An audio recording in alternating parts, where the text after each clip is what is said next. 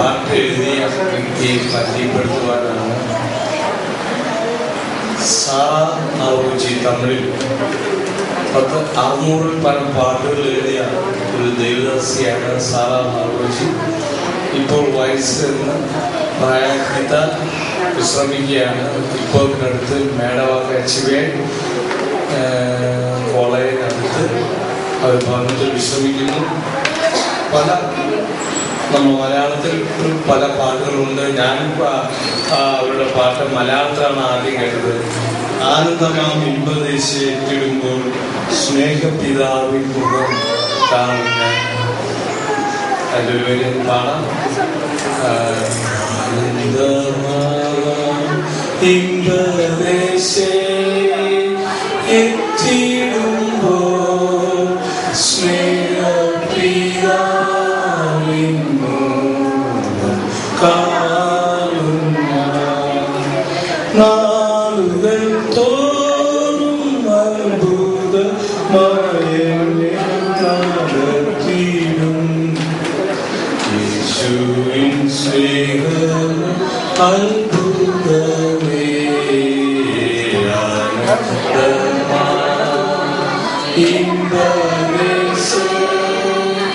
എത്തിടുമ്പോൾ സ്നേഹപിതാവിൻ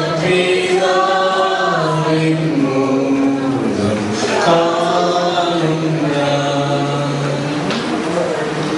തമിഴിലാണ് ആ പാട്ട് എഴുതിയത്.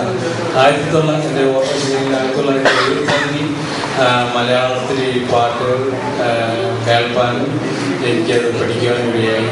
ആ പാട്ട് എഴുതിയ സന്ദർഭം എങ്ങനെയാണെന്ന് ചോദിച്ചു കഴിഞ്ഞാൽ, ആ ദേവദാസി ഒരു പ്രത്യേക അസുഖത്തായി പനി വന്ന്, പനി എന്താണെന്ന് അറിയാതെ വളരെയധികം മരണത്തോട് അടുത്ത് കിടക്കുന്ന സമയത്ത് തൻ്റെ ചാർച്ചക്കാരും സ്വന്തക്കാരും സ്നേഹിതരുമെല്ലാം മരുന്ന് അല്ലെങ്കിൽ ഡോക്ടറെ കാണിക്കാനായിട്ട് പറഞ്ഞപ്പോൾ ദൈവിക വിടുതലിൽ മാത്രം വിശ്വസിച്ച് ഭവനത്തിൽ കഴിയുകയായിരുന്നു. അങ്ങനെ പലരും പ്രാർത്ഥിക്കുകയും എല്ലാം ചെയ്തു. ആ അവസരങ്ങളിൽ പല കൺവെൻഷൻ സ്റ്റേജുകളിലും മറ്റും വളരെ ശക്തിയായി ഉപയോഗിച്ചിട്ടിരുന്ന ഒരു ദേവദാസിയാണ് സാറാ നവറോജി. അവരുടെ പാട്ടുകളിലെ കാസറ്റുകളും ഡിസ്കുകളും എല്ലാം ഇന്നും വിൽപ്പനയ്ക്കുണ്ട്. വളരെ നല്ല നല്ല പാട്ടുകൾ. ഉയർത്തെഴുന്നൊരു പാട്ട് തമിഴിൽ വളരെയധികം, അത് മലയാളത്തിലും ട്രാൻസ്ലേറ്റ് ആയിട്ട് ഇത് പരിഭാഷപ്പെടുത്തിയിട്ടുണ്ട്. ഈ പാട്ട് ഇങ്ങനെ അസുഖമായിട്ട് കിടക്കുമ്പോൾ പലവന്ന് കണ്ട് മരുന്ന് ചെയ്യുവാൻ നിർബന്ധിച്ചു. എന്നാൽ അവർ പറഞ്ഞ വാചകം, ഞാൻ കാനാൻ ദേശത്ത് എന്ന് എൻ്റെ സ്നേഹപിതാവിൻ്റെ മുഖം കാണും, അതുകൊണ്ട് നിങ്ങൾ ഭാരപ്പെടേണ്ട, എനിക്കത് പ്രശ്നമില്ല എന്ന് ദേവദാസി പറഞ്ഞു. അങ്ങനെ പാടിയ പാട്ടാണ്, രചിച്ച പാട്ടാണ്. അതായത് ഓരോ വരികളും വളരെയധികം പ്രത്യാശ നൽകുന്നതാണ്. അങ്ങനെ അവര് ദൈവ വേലയ്ക്കായിട്ട് പൂർണ്ണ സമയം ദൈവ ഇഷ്ടത്തെ ജീവിക്കാൻ സമർപ്പിക്കുകയും അങ്ങനെ ആ വരികൾ കൃത്യം ചെയ്തു. നിന്നിഷ്ടം ചെയ്തു നിത്യം ജീവിക്കാൻ അർപ്പണം ചെയ്യുന്നു എന്ന് തന്നെ, യേശു അല്ലാതെ ഭൂമിയില്ലാതെ എന്നും നന്ദിയാൽ പാടിയും ഞാൻ ആ പാട്ട്. അങ്ങനെ പൂർണ്ണമായി മുൻപ് പ്രവർത്തിക്കുന്നതിനേക്കാൾ വളരെ പ്രതിഷ്ഠയോടെ അല്ലെങ്കിൽ ശക്തിയോടെ ദൈവത്തിന് വേണ്ടി പ്രവർത്തിപ്പാൻ താൻ പ്രതിഷ്ഠിക്കുകയും ചെയ്തു.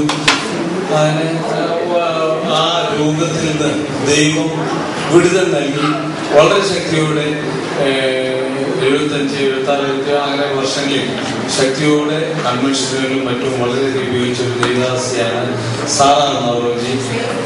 ഇപ്പോഴും ജീവനോടെയുണ്ട്.